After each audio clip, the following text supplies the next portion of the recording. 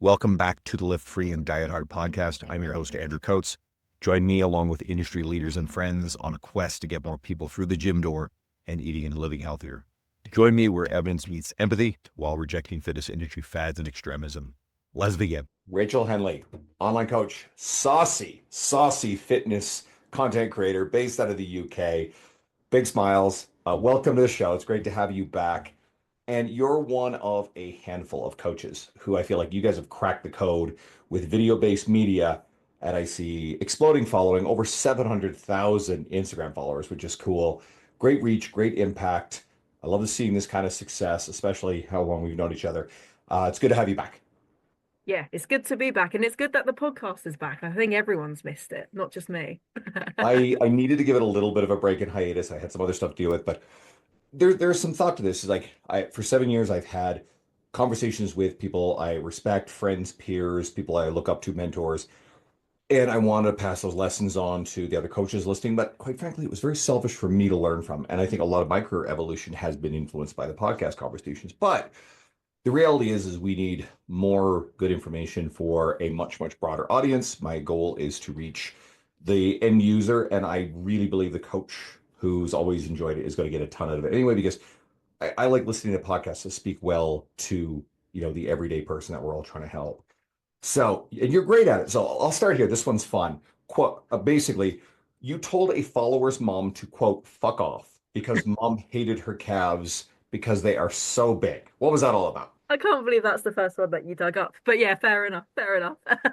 Yeah, so that was a question on my, so I always throw like a question box up to chat with people that follow me. And one of the questions that just came up was, my mum always criticized my calves. How do I make my calf skinny was the actual question. It's like, I want to make my calf skinny.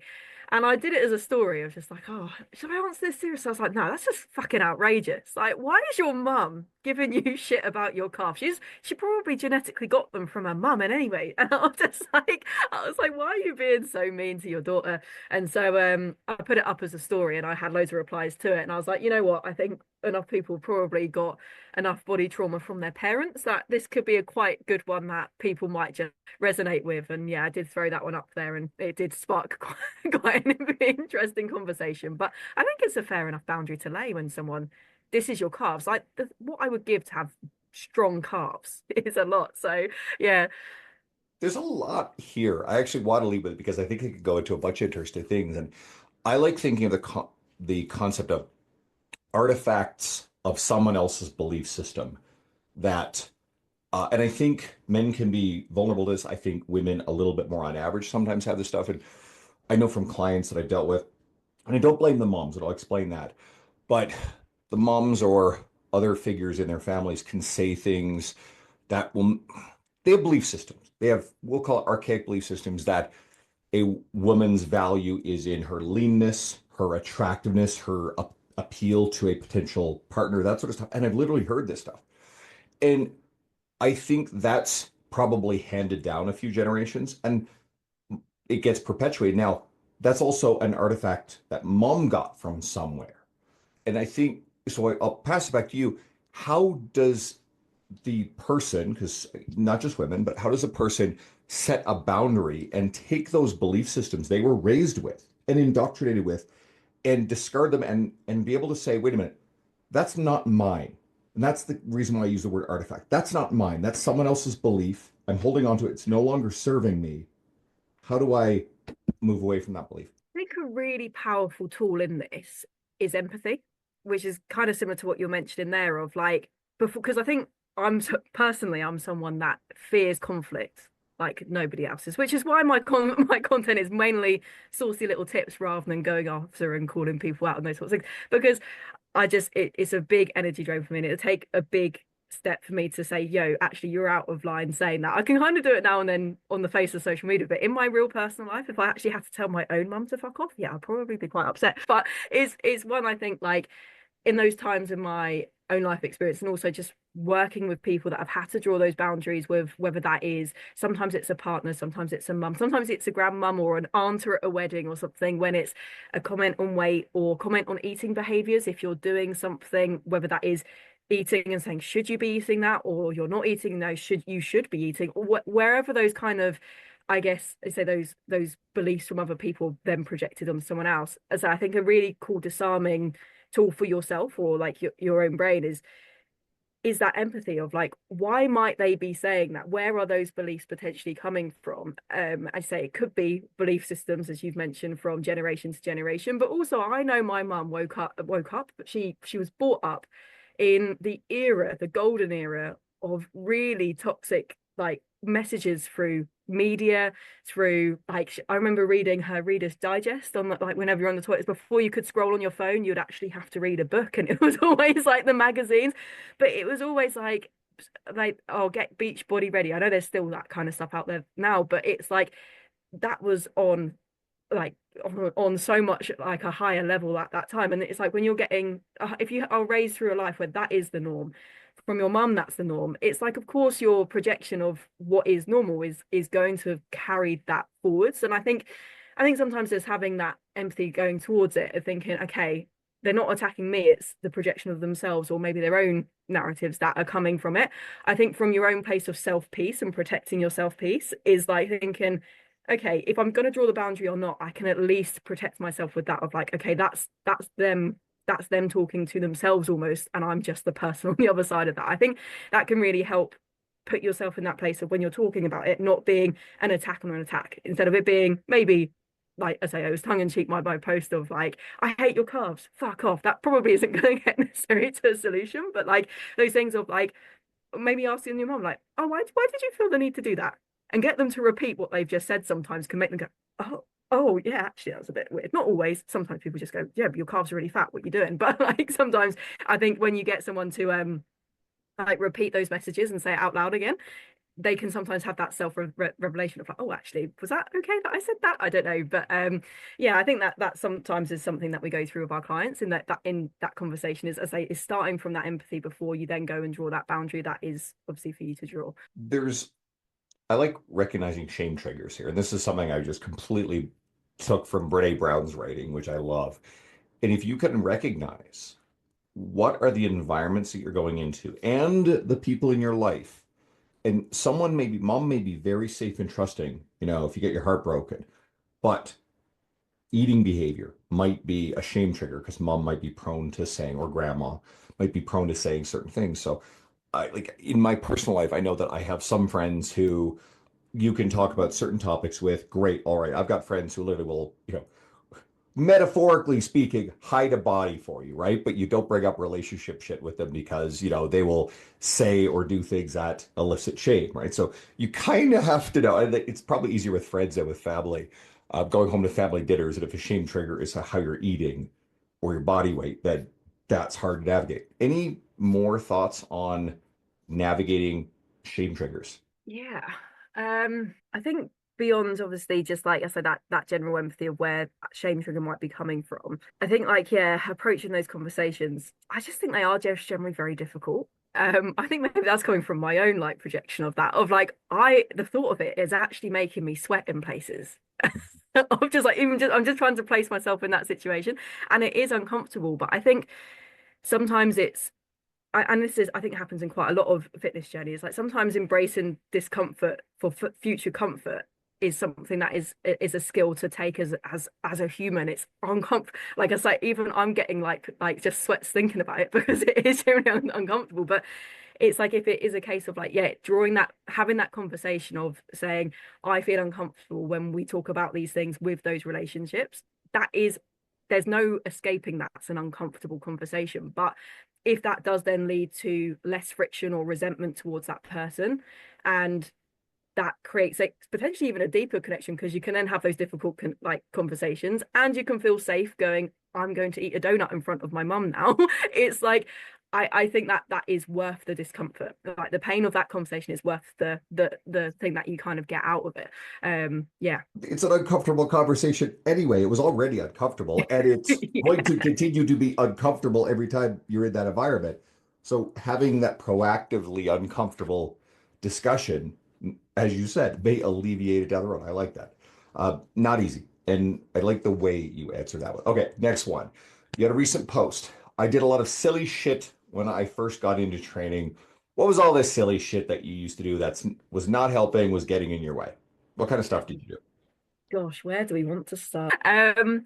So I think, well, I went through them all. I think that's actually one of, not when I say all, I went through a lot very, very quickly. And I think that's probably the first mistake that I made is like, I had this thing, I think it was an ego, I'll just call it, a big alter ego of like everything that I read, I fully believed was the golden ticket, the magic pill. And I was like, this is gonna be it now. And I'll do it for 2 weeks and then I'll see the next thing. Nah, that one, they've used the sciencey word now. I'm gonna go do that. And then I was gonna do that. And I think the things that came under the silly spell of when I was doing a new program every 2 weeks, there were things like yeah, definitely cut carbs for a while. I definitely got to a position where I was like, oh, actually, no, I like carbs. How can I introduce carbs? And then read, oh, it's okay. You can just have clean carbs. Okay, what are clean carbs? I don't know, but that sounds smart. So, and then did clean carbs. And then after that, it was like, okay, I'm gaining weight a bit again. Or what could it be? Ah, carb cycling. Do carbs on some days and not carbs on other days. And it went to that. And it was just like, but I didn't stick to anything long enough or understand anything below the surface level to know why something might be working or if it was even working. And it just put me in that spiral of just like basically the best way I can phrase it is throwing shit at a wall and hoping it would stick and being too egotistical to ask for any help or to understand anything at a deeper level. So in terms of the silly shit that I did, yeah, so nutritionally, I went through lots of restrictive means of navigating nutrition that didn't really have much scientific grounding. And then training, it was again was just reading a forum going, that sounds good, give it a go for a week or two, and then it never really kind of led anywhere. And yeah, just an accumulation of that I think was the start of the silly buggers I was playing with myself. One of the ones you mentioned was doing things to keep your heart rate up between sets. What's the logic and what's wrong with that? So that one was a classic from bodybuilding.com when that was, yeah, the I don't know if we can name and shame, but I Oh, won't name sure, who. yeah. Oh yeah, cool. So it was back when that was the pinnacle of where you got your information from. It was before social media kind of took a hold of things. And it was called Shortcut to Shred. It was 6 weeks long, and the theory behind it was that to build muscle, you had to lift heavy weights. So you would lift heavy weights. To burn body fat, you had to do cardio. But to save time, you would put the two together.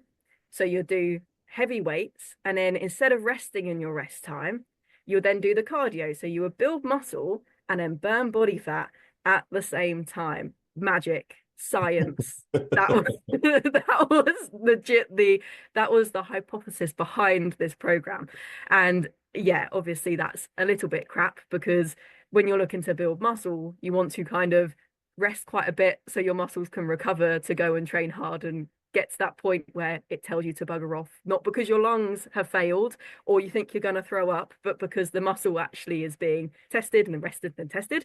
So it completely interfered with the fact that you're trying to build muscle. So it actually made the muscle building worse. And well, without being in a calorie deficit, what's the point of really doing cardio for fat loss being the goal? Obviously, there's other goals to doing cardio, but for fat loss, it didn't really explain any of the mechanisms that actually drove fat loss. So it didn't really help that either. And especially when you then do a workout that's that brutal, all I wanted to do after a workout like that was order like five Big Macs from McDonald's on the way home. And so that's often what I would do because I had no understanding of nutrition. So not only would I be shit at building muscle, I would also be shit at losing body fat, and I would wonder where everything was going wrong and why I was just in pain all the time. It was a big lesson in no pain, no gain doesn't really mean mean that. I was like sometimes there is only pain and no gain, and that program was the pinnacle of that, I think. Suboptimal for muscle building, definitely not, ideal for developing cardiovascular stamina for a specific purpose. It's suboptimal across the board. And you mentioned something here, and I thought you were going to go a different direction, but I think you alluded to it. It's not very fun. And if you're doing something that's not fun, I mean, listen, there are people that love getting being lying in a pool of sweat at the end of the workout. They like that. And they like having a coach yell at them, and they like going to classes. They like doing shit like CrossFit. Knock yourself out. If you like that, sign up for that, like intentionally and willfully, and pay money for it. All the power to you. That is not me. I like lifting heavy shit, and I like sitting down for 2 minutes and going, all right, cool.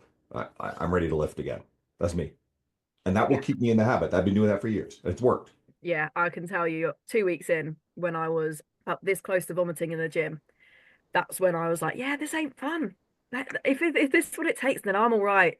Just not. Any other glorious silly shit that really stood out to you? Certainly the typical. Maybe stuff that you still see people doing. I did go through a phase of the German volume training, which I see come back now and then, of it's like Hmm. 10 sets of 10 reps. On Yeah, and you're in there for like hours and it hurts. I think I tried it twice and I got injured both times. I think my back was like, yo, no.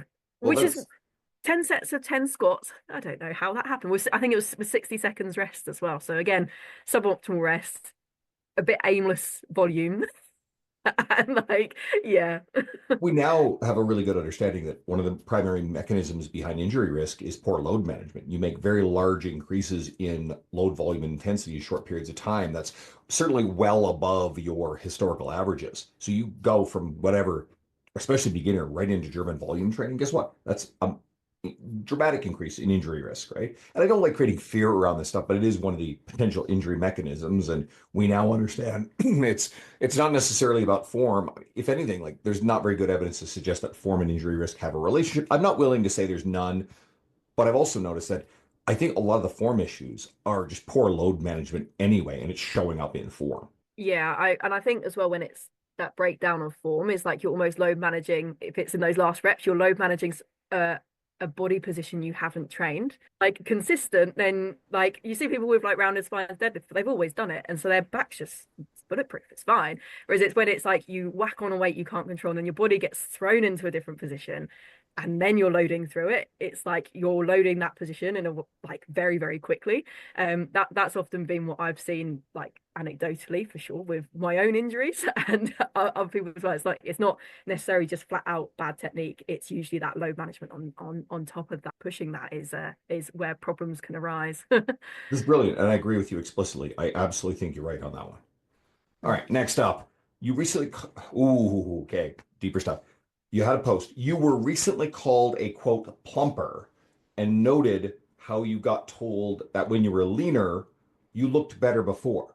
It's like you can't win. So what's going on there? You can't win. This probably comes back quite nicely full circle to the first question that you asked of I think people have their own beliefs of what they think an ideal body is. And I think some people are more invested in getting those projections across. Some people couldn't give a shit, like personally, like whatever, just do what you want to do as long as you're happy. But other people, they might not have that same kind of view and things.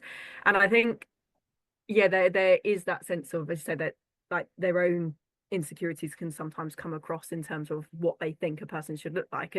And there is definitely people that go, yeah, as soon as I've lost weight, because I've been through different, like not all ends of the spectrum, but I have gone to places where I have been very lean and purposely kind of to chat like a bit to challenge myself when I first got into like lifting. I was like, I think everyone like when they fall in love with lifting, I think everyone goes through a little phase of like, I want to go and see how lean I can get. Maybe not everyone, but a good chunk of people kind of do that. And I've done it a couple of times and have got quite lean. And some people, what I find funny is like some people at that point they go, "You look sick," and then other people go, "Like you look awful." Like you, well, no, not sick as in that's a Britishism of like you look Yeah. really good. Ah, Sick, bruv. So I saw your face go. because that's the other thing too, is Yeah, like someone loses a bunch of weight. You're like, hey, do you have cancer? Like, yeah. what? No. Granted, I never got to that stage. I never got to the stage of dangerously lean. I kind of always stopped just before I noticed a drastic change in like things like menstrual cycle or physical health. Like I kind of always like, oh, I think if I go for a bit longer, I might be dabbling in that. So I always kind of stopped at that point because I was never going to step on bodybuilding stage or anything like that. I had no reason to do it. So, not that anyone has a reason to do that anyway. But anyway, yeah, I think it was yeah, at that point people would like compliment my body as well as pick at it. And that's happened again when I've had more body fat on my frame. Like I sit at a much higher body fat at that point because that's just where I like to be. It's the byproducts of the habits that I have, and I'm just quite chill there.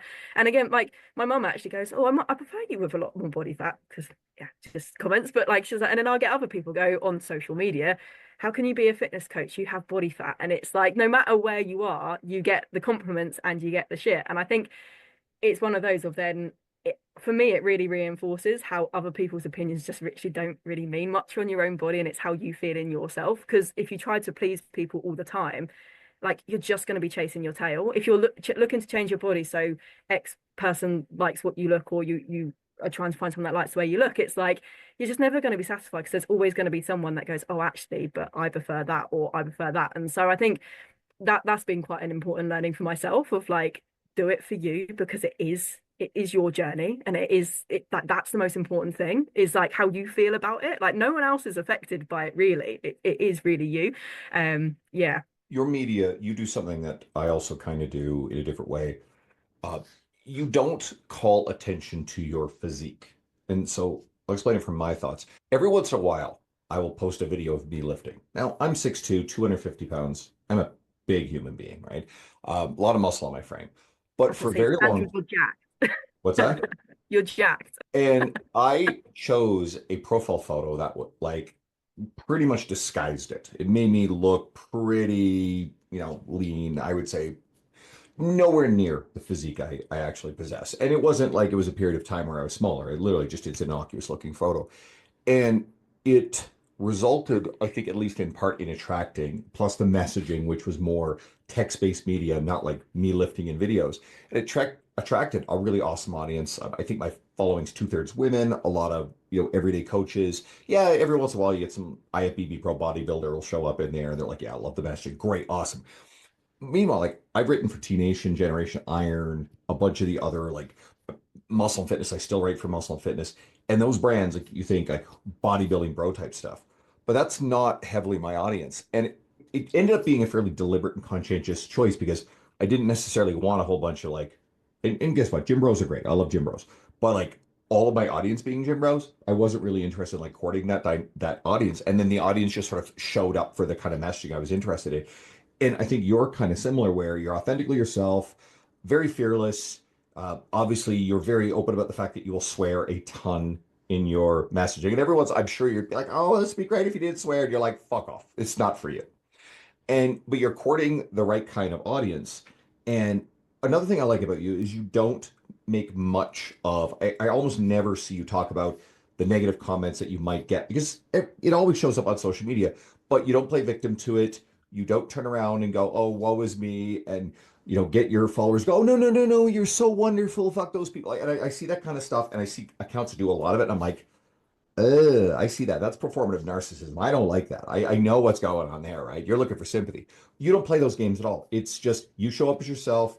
And I think the awesomeness is in being relatable to a lot of the people who everything you've talked about in your journey have probably been there or are still on that and go, I like her because she gets it. She's not some, physique pro model who is unattainable. Does that make sense? Yeah, Is no, it for deliberate? sure. Is it deliberate?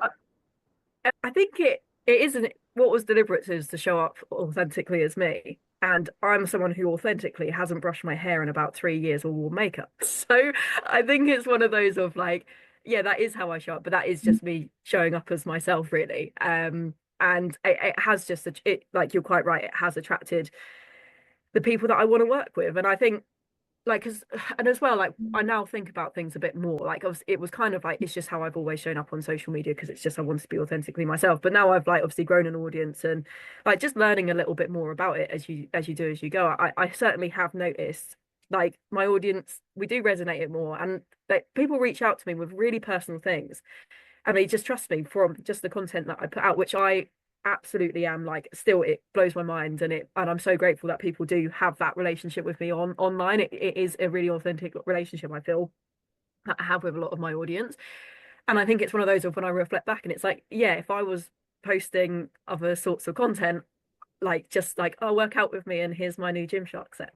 Like I've never bought a Gymshark set. Like I wear Gymshark because I found it in a charity shop. Like it's like I stole this hoodie from my friend. It's like it's these sorts of things. It's like I think it's one of those of when it's is that case of that you're showing up that way. Like I say, it does just build that authentic relationship as well. And I think like yeah, so with the people that I love to help and always wanted to help are people that are anxious about getting into the gym, the people that oh, look, that most people that comment on my videos always start off with, I'm never going to go into the gym, but I watch all your videos. And then about 3 months later, I see them and they go, I've just downloaded your program and I've got into the gym. Like the amount of times I get people like that would never have otherwise trained unless they found my page, like that that is everything to me. When I see that happen, I'm like, wow, that's insane. That impact is absolutely insane, and I absolutely love it. Like my mum's just downloaded my app, and one of my closest friends has just her mum's just downloaded the app, and they've used the Smith machine for the first time, and they've like messaged me going, I've used the Smith machine for the first time. I'm like,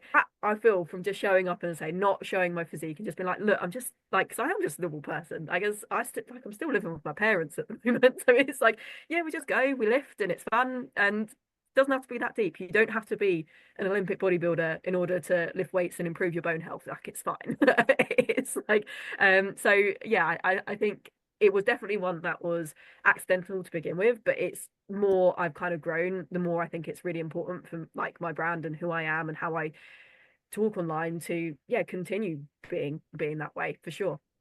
So we won't see videos of you climbing into a Maserati anytime soon. For my Canadian friends, that was a political Canadian inside joke. We'll move on from that, but let's go here. So one of my biggest frustrations with, I think, the last couple of years of video-based social media, I think there's a lot of clout chasing. I think that's always kind of a thing, but there's a lot of combativeness and a lot of pedantic fighting over different interpretations of, how to build muscle, etc. And it's people calling people out. You don't play any of those games. And what you just said is what I think matters. I think there's a very small subsection of people who are bought in fitness diehards. And I love serving them. I want to, always speak to those people. But they get it. They generally follow the evidence. They follow the smart people out there. And they might be interested in maybe the difference of interpretations of like, you hear stuff like length and partials. I'm like, okay, if there's something that I think is overhyped, maybe I'll be wrong. Maybe the research will coalesce and be like, it's the greatest thing ever. I don't think so. I think it's just hype. But people like grabbing onto hype stuff. But that shit not only doesn't help your mom, it confuses her. And I think the real win is when we get the people who feel never thought about going to the gym. They never thought that they're the kind of person who would do it. The person who is maybe they're struggling with their weight, they're struggling with their mental health, they're struggling with their metabolic health, something they don't feel great. They're confused and they're intimidated with it. They've been lured in before by diet marketing and gotten into fad diets, or maybe they've got a coworker who's a keto evangelist who's trying to convince himself that keto is the greatest thing by evangelizing to everybody else around them and converting them to the religion. But if you're getting someone to tiptoe into the gym, feel safe, feel confident, and embrace the evidence-based basics, I think that is how we change the world, because I think that's what matters. I don't think most of the rest of the TikTok biomechanic shit don't think matters at all. I couldn't agree more. Yeah, I couldn't agree more. When it's like arguing, oh, what latch raise is the best one, this one or this very slightly different one, it's like Tina doesn't even know what a lateral raise is, and you're it's like, I think it's fair. I say it's fair if you are talking to those people that want to kind of do that, but like for me, that would never help my audience, so I don't post it. Even though I could go geeky and like make people go, oh, look, she knows, so she's read a paper around exercise science, interesting. I was like, I just feel the way that I think is helping people feel understood rather than forcing understanding of something really complex on stuff is what I say what can change the world through fitness content. Like when people go, oh shit, I feel understood because yeah, I do feel like I'll call people anxious little pickles. Like, are you an anxious little pickle that is avoiding that machine because you're thinking everyone's going to look at you? And like when you clang something, make a noise, people gonna. It's like people go, oh, I feel understood. I've been in that place because everyone's been in that place when they first go into the gym. And then it's like I think after that, you then break down that barrier and be like this is how we can kind of deal with it, rather than go like 5 steps further ahead and then try to get them to understand something that isn't even necessarily relevant. Like, yeah, I couldn't agree more with, yeah, with what you said for sure. You got the person who's listening right now who somehow found this, shared by a friend. They're trying to get into our world. What would you say to them? Can I do a shameless plug?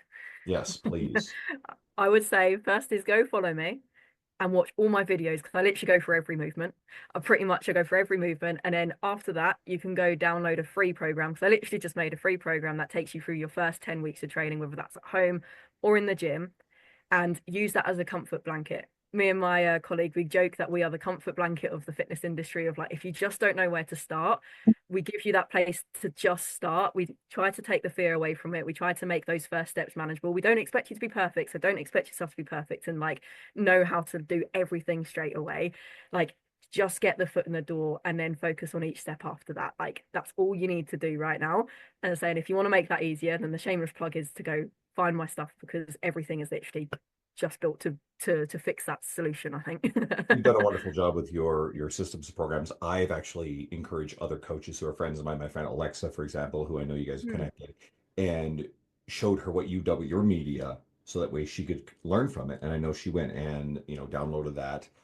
I think you've done an incredible job of reaching more people. So one of the reasons why I bring you on here is because I want people to follow you. I usually do that at the end, but it's like, go follow Rachel, please, because I've been following you since you had what, a few thousand followers.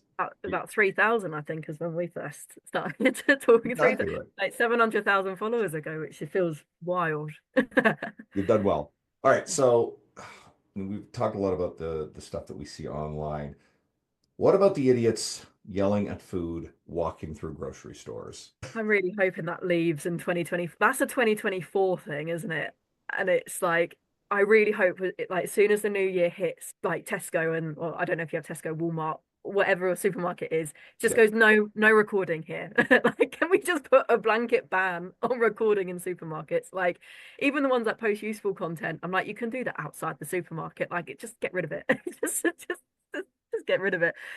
But yeah, I think anything that puts fear into you as a formality of communicating nutrition advice, red flag. I would say when it's based from a place of fear and you've got something wrong and we're going to fix it, 9 times out of 10, probably 10 times out of 10, the next thing that comes out of the mouth is bullshit. It's a good, also that's a good radar to kind of go for. what about the ones who are shirtless in grocery stores? Don't even need to hear it. You can have sound off and be like, yeah, away you go. Done with you. I was in the supermarket one day and I actually took a quick clip because I was like, this is ridiculous. And it's like, can you imagine? Like, I'm walking through the grocery store aisle. Like, look, okay, I even see people, authorities in the industry, and they're like walking along on the side of the road and they're talking to their phone. And I'm like, okay, cool. And then I pause and I'm walking around. I'm like, I can't fucking imagine pulling up my phone and talking to the phone like I'm this influencer type with other people just walking past me, let alone in a grocery store. I can't fathom the like, I would just feel really ashamed of doing this. So of course it tells me like these people have no shame. Yeah, it's like I don't know if I aspire to have that level of confidence or if it's just plain delusion. Like I just don't know. But I saw one recently and I like and they stop people when they go through the trolleys. Have you seen those? Where they actually stop people that are shopping and go through the trolley and be like, that's unhealthy, that's healthy, why are Please you tell doing me that? that's staged because like, it makes I me hope think it of is. I can't count the number of times I've run into a client or someone I know at Costco. And immediately you could kind of tell that they're a little bit nervous that I'm going to like judge what's in the cart, right? Like you can always tell they sort of like tense up like that a little bit. And I'm like, no, no, no, it's all good. And then, I mean, when I'm shopping at Costco, I usually have like, people freak out about the word clean food, whatever fuck. It's like, it's generally pretty healthy, nourishing stuff. But like, I'll go to DQ once a week and post it on my social media. Like, I just trade legs. I'm having a medium blizzard. That's epic. That's non-negotiable. Forget about it. Or like, I might have a glass of scotch. Look, trust me, there's stuff that's quote not clean that goes into my week, but it's all in balance. But I cannot fathom actually going up to a stranger and filming them. It's got to be staged because I can't imagine people would grant permission I to hope post so for that. society. Otherwise, yeah, there might be no going back. I put, yeah, someone did. Yeah, I would probably catch an assault charge if someone tried to pull that crap with me. I like being able to travel into the U.S., so I'm trying to avoid like we don't. It's an American term. Felonies is American. We can in Canada we don't have felonies. We have a God. I can't remember what it's called. So either way, I've never been convicted of one, so it's all good. But yeah, it would be the sort of thing that's like, all right, you would no longer be allowed to travel into the United States if you like had an assault charge. So I try to go out of my way to avoid that. Okay, what else I got for you? I like this one. Your formula. It's been copied by I call bad faith actors. Talk a lot of waffle. There's a certain annoying glute Muppet character that definitely does this sort of thing. Oh, I see. Who you could be talking about? I love because I don't usually do the videos of these. Who knows? Maybe I'll put them up on Spotify. My guy who does the back end, Chris Little, who's amazing, guys. Like everybody go follow Chris. He like knows podcasts inside and out. He's great. Listens to all of them. Love you, Chris. He's trying to get me to post the videos to Spotify, but Dick, your face every time I've asked you something, your face just lights up or makes some sort of like grand expression. So let's see your thoughts on people being able to sort the good stuff from the bad stuff. Because what I've noticed is there are people who are literally making shit up. They're making shit up and they mix it in with some decent stuff, but then they talk nonsense.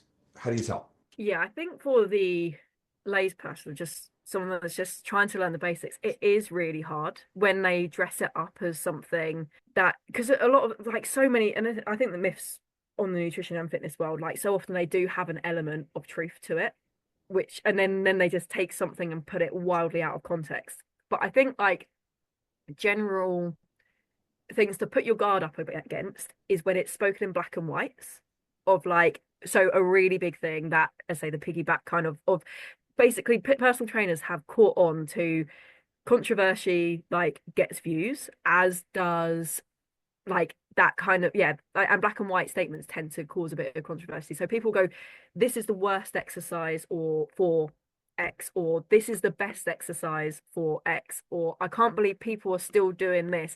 It's like those things you want to watch it afterwards and it's not to say that all of those because sometimes people do that just to get the attention and still give good information but I think it's now got to a position where people have caught onto that so there's a lot of bad videos that follow. There's me saying a black and white statement of any videos that are like that are bad, but like, but I think there is when I've looked at those videos and I know the person that you're talking about, it starts off with that fear thing of like, I can't believe people are doing this, or I don't know this, why this is still a thing. I'll call it straight out. I mean, like if yeah, any of you guys, yeah, oh, it's I'm comfortable. Like if anybody's like, oh, that dude, like that's a fake coach. I'm sorry. Like now I'm being mean.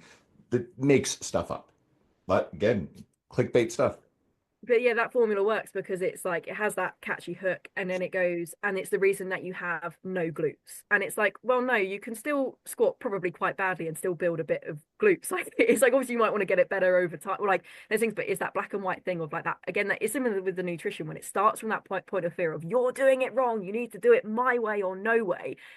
I think that happens in the training world as well. Of like, if you do this exercise wrong, and people are too scared to go into the gym anyway, and then you're too terrified doing it wrong, and then you see that content going, "This is the worst way you can do it." It's like, actually give it a go and start to have a feel of it yourself. And then as you start to understand it a little bit more, then you can maybe start to think about some of those things. And I think sometimes trial and error in some stuff you can learn a lot from that as well. Don't be afraid to trial stuff. And like, I definitely like 5 years ago would have been duped by that, but it's only through greater knowledge and greater experience that I'm probably in that position where I'm like, yeah, that's bullshit of that greater learning. But I think like, yeah, that early stage, it's like, I think just be careful when it's that kind of black and white way of doing it. And yeah, and don't be afraid to give it a feel of yourself. And that sounds a bit inappropriate, but like yeah, you can kind of get in and try and error it yourself. I think you can learn a lot from that. Here's something that I've been kind of struggling with recently because there are people like yourself. I have Jack Hallows on recently. Jack is Mm. wonderful, so he'll be part of this initial launch. If people really like you and your style, go listen to Jack's episode. You guys will love Jack. Jack has got a very soft, charismatic presence, great with evidence-based stuff.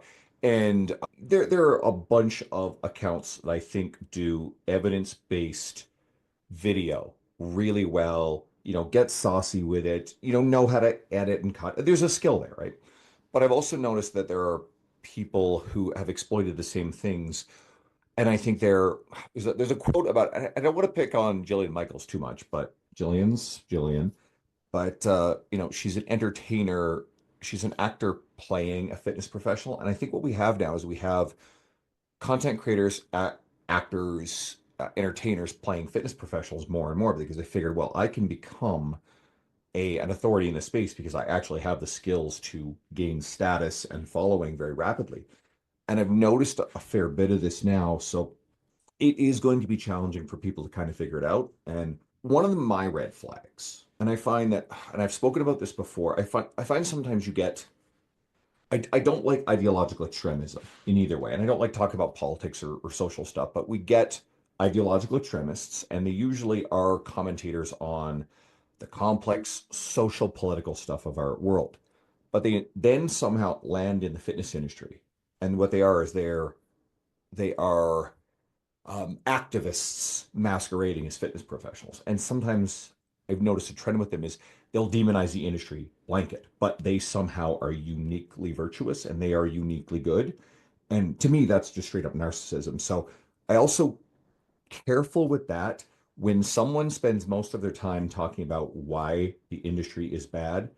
And trust me, there are problem corners in the industry. A lot of the, but you hear people whipping around the word diet culture. That's usually a red flag to me. And yet there is a problem with traditional diet culture, right? But if everything is anti-diet diet culture, to me, that is a big, big, big ass red flag there. So it's tricky to navigate because I also don't like dealing in absolute statements either, like you said. But I think now keep your radar up because there is this cohort of entertainers who are dancing around with fitness-based content. And it doesn't necessarily mean that they actually are experienced, knowledgeable, evidence-based coaches. Yeah. And I, as someone that has benefited from this, I will say now has probably been the time that social platforms has promoted virality more than ever I've realized. I think it is a new thing. Like to go viral, there's now a bit of a formula to it. I think that will I can already see it's changing because people are bored of seeing some of the same stuff and it does change it. But there's just so many people online. Like I am an average person. I've got an audience across platforms of close to 1 million people. Before social media, that would never have fucking happened, and I can tell you that 100% confident. And I think like there are those people that, as say, take advantage. They go, "Oh, I can get viral by doing something like this," and yeah, not to call, I could call them out, but no,